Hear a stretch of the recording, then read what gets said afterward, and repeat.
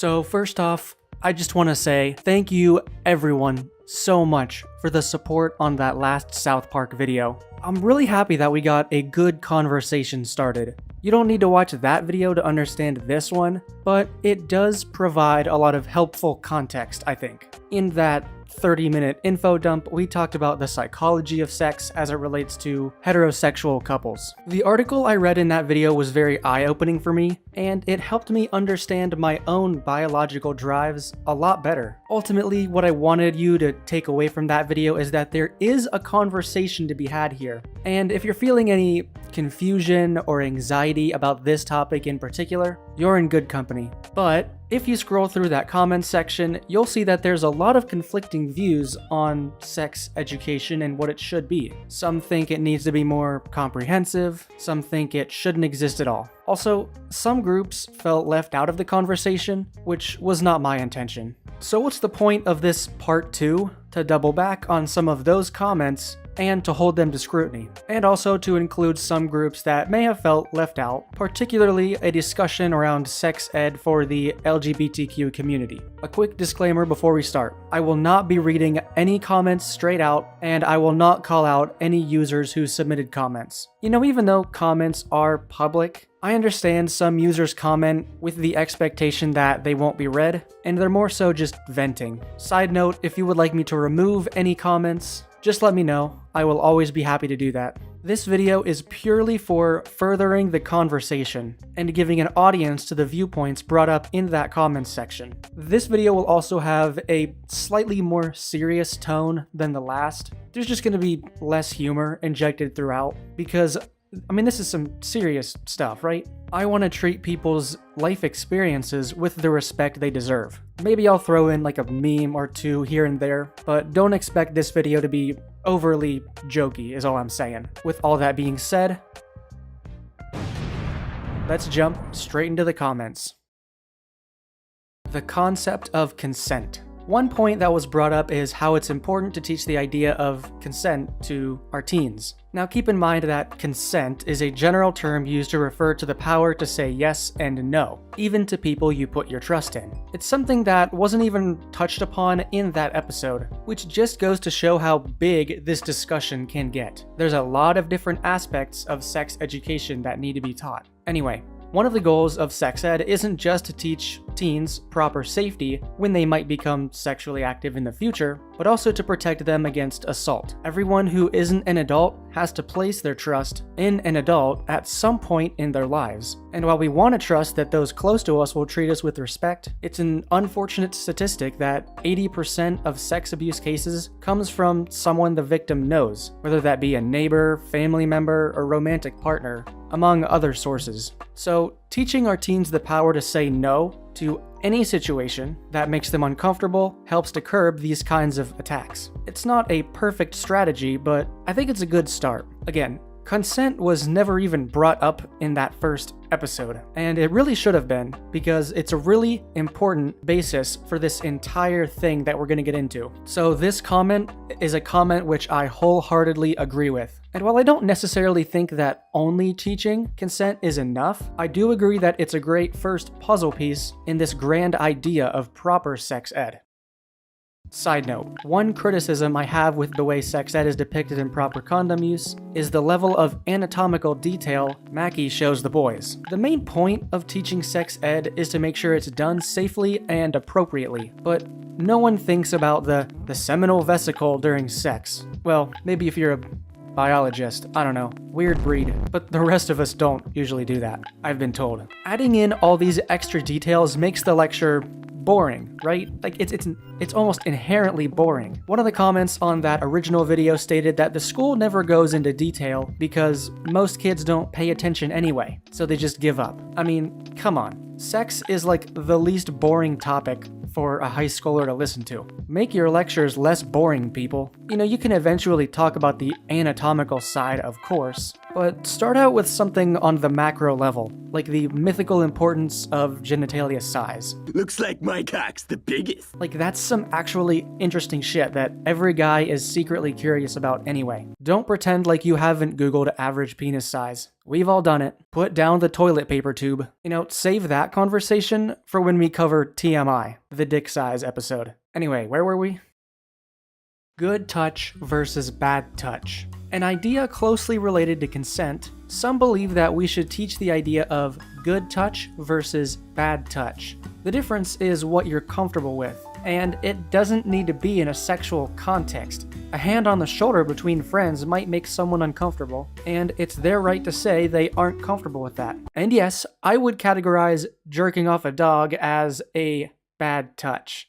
Don't do that. But seriously, not everyone believes that teaching bad touch versus good touch is a good strategy, on the grounds that good and bad are too ambiguous. There is some merit to this. According to this article, teaching this concept is notoriously difficult. If a child is taught that it's good touch or bad touch, and it's not a bad touch but it's confusing, then they might not understand that it's okay to go to a trusted adult and figure that out. In other words, a lot of these abusers use touch that doesn't seem bad to a child on the surface, but it is a precursor to a bad touch. And the child doesn't understand that this is also bad. So we have an argument with good ideas on both sides. Ultimately, I think good versus bad touch is still a helpful thing to teach, but with the important addendum that if a child is ever unsure about a touch, they shouldn't be afraid to go to their parents to clarify. And it's up to the teachers and parents to make it clear that you are in control of your own body.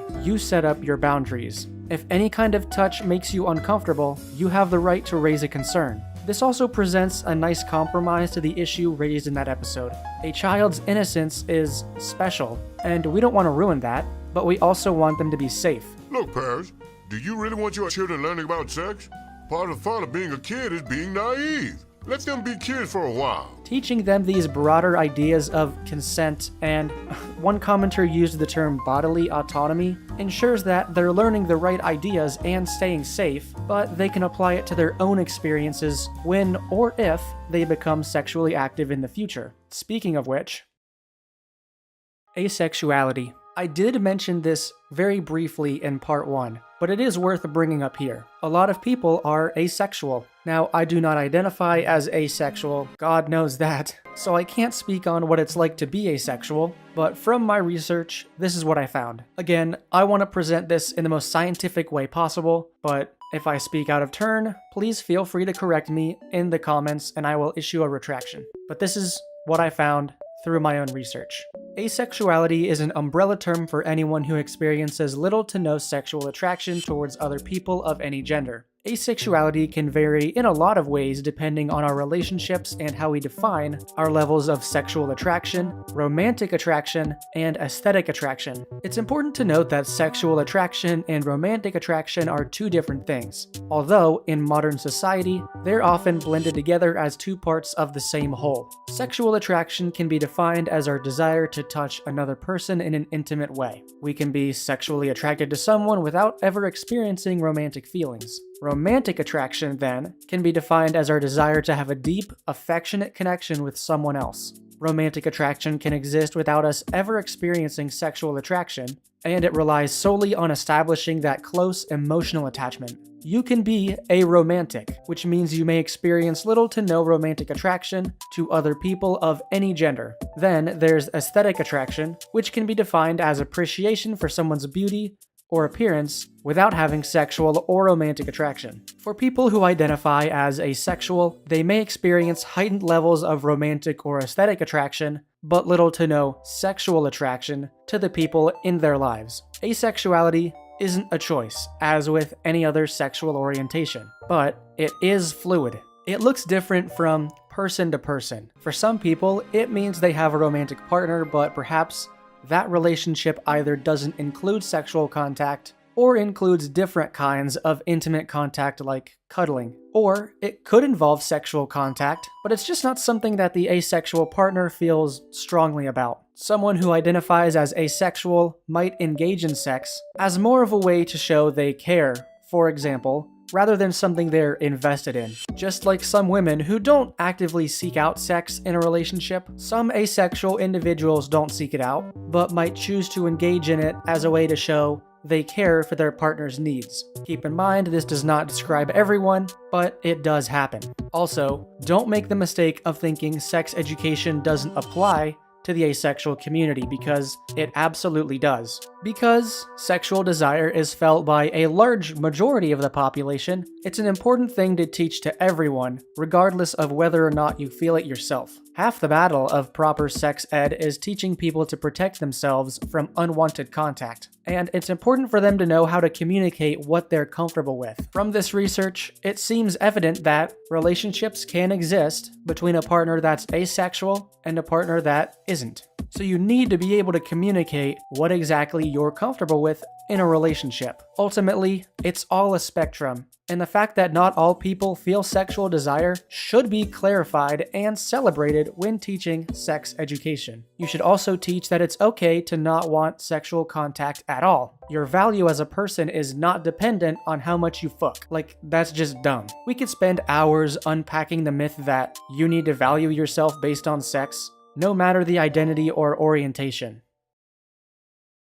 Different orientations and identities. So this bit will focus a lot on the transgender community, but the conclusion we reach in the end can apply to anyone of any identity or orientation. Full transparency, this is the comment that really got me to do this video. I admittedly left the transgender side of the conversation completely out last time, and that wasn't a conscious choice. I just felt that that video would be way too long and I would be spread way too thin if I tried to cover everything. And that's the point of this part 2 video. Give myself a break, but I can come back to add to the stuff I already set up. I do sincerely apologize to anyone who felt left out in that last video. I haven't had the opportunity to meet with a lot of transgender individuals in my life, a symptom of the area I grew up in, so I'm not privy to the overall experience, I guess. I have had a few distant friends who were transgender, but we never got close enough to really go in detail in conversation about their transition. But rest assured, I want to do this topic justice, so again, if I speak out of turn in this section, or any section of this video for that matter, please know that I'm coming from a place of ignorance, but also a place of sympathy. Now, compared to every other topic I've done research on for this video, this one is by far the hardest, and I've come to learn that it's an unfortunate truth that a lot of this stuff is still stigmatized, and a lot of it isn't thought of when talking about sex education, as that first video is clearly evident of. But here's a general explanation of what it means to transition. By the way, all these resources linked in the description if you want to read more. Possible steps in a gender transition may or may not include changing your clothing, appearance, name, or the pronoun people use to refer to you, like she, he, or they. If they can, some people change their identification documents, like their driver's license or passport, to better reflect their gender. And some people undergo hormone therapy or other medical procedures to change their physical characteristics and make their body match the gender they know themselves to be. All transgender people are entitled to the same dignity and respect, regardless of whether or not they have been able to take any legal or medical steps. This applies to non-binary individuals as well, who don't identify as men or women. This is where you use they and them. And can I just say, on a personal level, I've grown to really appreciate the they-them pronouns, and I find myself using them even when not talking to someone who is transgender. It's just easier. A lot of transphobia manifests when people say using these pronouns is hard or too confusing, and if you feel that way, okay, I understand. It's not an easy hurdle to overcome if you haven't used them before. But if you feel this way, just give it a try. When I went off to college these past couple years, it took me a while to learn to use them, but once I started to, I kind of fell in love with them. They're honestly not that bad to learn. Like, it's not that hard when you really put the practice in. Anyway, when it comes to sex ed for the transgender community, It's hard to find publicly available resources that go into detail, but since it's all a spectrum and not everyone transitions the same, I have to assume that a lot of sex ed teachings have to be very broad, right? I think it's best to make a few things clear if you're a sex ed teacher. With gender fluidity becoming more widely accepted, it's up to you to define exactly what you're comfortable with in bed on a personal level. A lot of the time, transgender sex looks a lot like regular sex, or it might not. Ultimately, the rules of safety apply to sex of any flavor, and anyone of any identity or orientation. If your partner isn't comfortable using certain areas of their or your body, that is their right. When it comes to teaching sex education from a transgender perspective, I think the best approach is to teach boundaries. And when you become sexually active, you can discover what you like and what you're comfortable with. After all, discovery is half the fun, right? I've been on my own personal journey exploring what I like and what I'm comfortable with, and it's honestly kind of fun. Just be respectful and non-judgmental, and you'll be okay. To wrap up this section, basically I think teaching sex ed from a transgender perspective has to be very broad because transitioning varies so much from person to person. That doesn't mean we can't treat it with the same respect we treat sex between gender-conforming individuals. The more open you can be to other people's experiences and preferences, the better. So, some of the scenes I skipped over in that original video were the scenes where Mackie and Chokes on Dick were going over the lesson plans and slowly built that sexual tension between them. This highlights another important point we should be teaching to sexually active teens: triggers. If one is to understand their own behaviors, they need to understand their triggers. Mackie and Chokes on Dick only started to feel this energy once they were having conversations about sex. Even just talking about sex can be a trigger for someone who is sexually frustrated, like both of these teachers. Again, I've been taking my own personal journey the last couple years, especially the last couple months, and I've learned what my own triggers are. If you feel like you're thinking about sex too much or it's controlling too much of your life, the number one thing you can do is learn what causes you to get that way. Not that it's an inherently bad thing. Everyone has a different chemical balance in their brains and different levels of sexual desire. But learning what sets you off can not only improve your mood and mental health when you're evaluating yourself, but it can also make things more fun in the bedroom because you can learn your partner's turn-ons. If you remember, in the last video, we learned that men often describe the best point in sex was when their partner got turned on. Learning your partner's triggers can make sex a little more fun. And the great thing about teaching triggers is that it spans across all identities and orientations, with the asexual group not feeling those typical triggers. Transgender, transsexual, demisexual, homosexual, straight, does not matter. It's a concept that's basic in nature, so teaching teens how to self-diagnose their own triggers and communicate this with their partners will encourage healthier communication in any relationship. Do schools actually talk about sex? If they don't, should they? There were also a few comments questioning whether or not schools actually teach sex or intercourse. Do they go into the finer details or do they keep it strictly anatomical?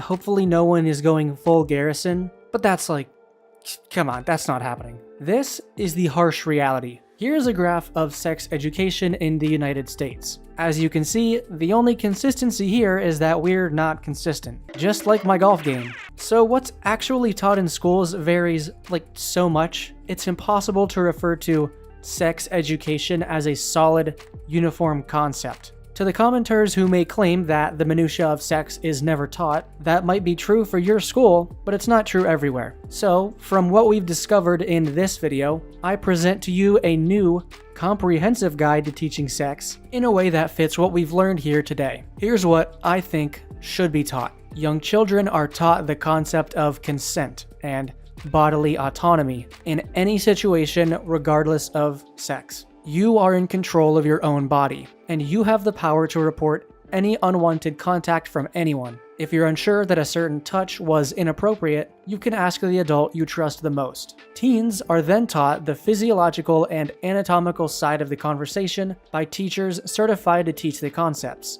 and the adults teach the kids about more of the emotional side of sex that same night. Nobody has to go into too much detail, just the concept of good touch versus bad touch, what to do if you're not sure, maybe how to use protection, and how to self-identify your own triggers. This is the hardest sell, as the topic makes a lot of people, especially parents, uncomfortable. It's recommended that individuals with experience teach the classes in schools, with guest star appearances from people who have an active sex life, and people from all walks of life, who are there to answer questions, anonymous or not. Bring in a homosexual couple, someone with a gender fluid identity, etc. They don't have to get into too much detail. But if these classes are being taught in high school, they are available to answer specific questions if approached. A lot of high school students may be sexually active, and if they are, they likely have questions. They can approach these people anonymously, so the people who aren't sexually active yet don't have to hear it.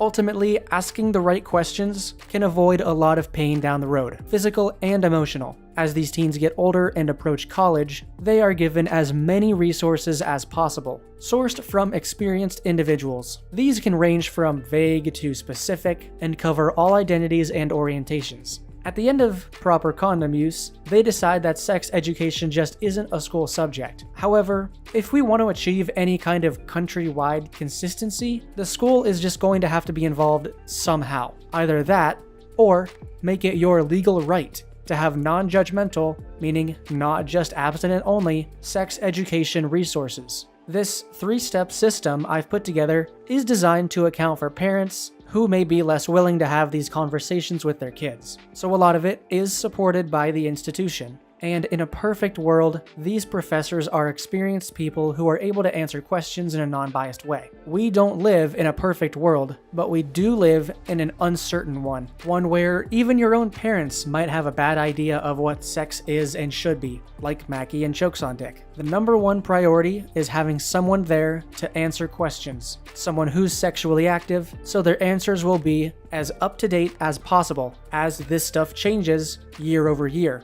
Not force the teachings onto you, per se, but you're always available if you're seeking these resources out. The availability of these resources comes to meet the need of the individual. I know this video probably wasn't as engaging as some of my other uploads, but I felt it was important to return to this conversation and get into some of the more specifics of sex education, rather than the psychology of sex. Of course, with any video like this, I'm not going to be able to talk about every single identity and orientation in depth, but a lot of the teachings directed towards someone of another identity or orientation can still be useful for you, even if you're not a part of that group. The most important thing is to seek out resources for any question you might have, and to not feel shame for feeling what you feel. All of my resources are linked in the description if you'd like to read more on these topics. Lastly, I'd like to thank everyone who left a comment on that original video. I accept all criticism. I'd prefer it be constructive, but